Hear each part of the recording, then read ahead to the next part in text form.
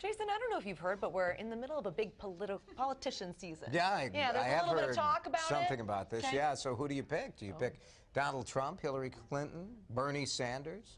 What if in the middle of all the politics you're also trying to find a date? Oh, boy. And what if that potential partner feels the burn? Right. Well, you want Trump to make America great again. It happens. It happens. And it can be a disaster, right? So here to help us sort it out is local professional matchmaker Stephanie Kluver from It's Just Lunch. Stephanie, thanks for coming in. Good morning. Thanks for having me. Look, this has always been an issue, right? Even before online dating, where you have, you know, I mean, sometimes the political issues can be so hot, you can't get past it. Yes, and especially in our political season right now, we have two big personalities, so it's a big topic, especially on a date. Not only that, that's part of current events, and I feel like when you're dating, that's what gets brought up.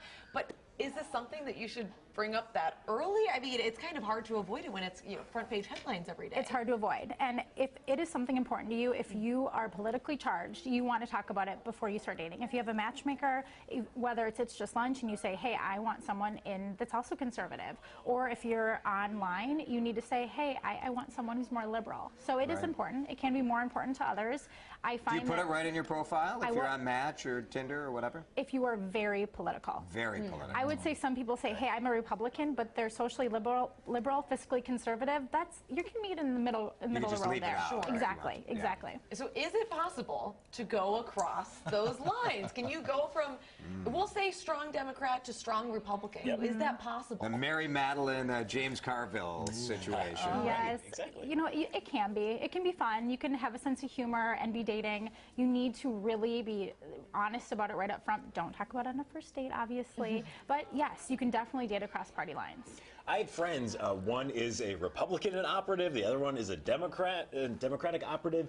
And, I mean, they're living together. They've been dating for years. They can live together? Yeah, in the same house. They have a puppy. Like, it's fine.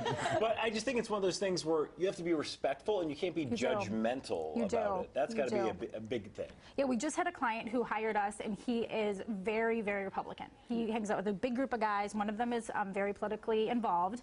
And he said, I only want to date someone who, you know, is on my same side of the fence. Great. Well, I called him and said, hey, we have an idea for you. She is a little bit more liberal, but she is a very classy woman. We think that this might work. Brought her out, went on a date with her, introduced her to his friends. She held her own. She's very respectful. She handled it with grace. She wasn't, you know, confronting anyone. And so it ended up being a match. They've been dating here now for a few months. So it just depends on the situation. You have 3 big tips here. Yes. Just want to give them quickly. Matt touched on some of it. Don't try to convert each other. Do not try to convert someone. So, like you said, if you're going to live together, if you're going to have a puppy together, exactly. Keep it fun, have a sense of humor, but do not go and try to convert someone right away. Respect and... This last one, it almost sounds hard, but be honest if it's not working. Yeah, if you're on a date or if you're dating someone and that's the topic of conversation and it's a constant argument, let's break this up fast. Stephanie, thank you. Thanks for having me.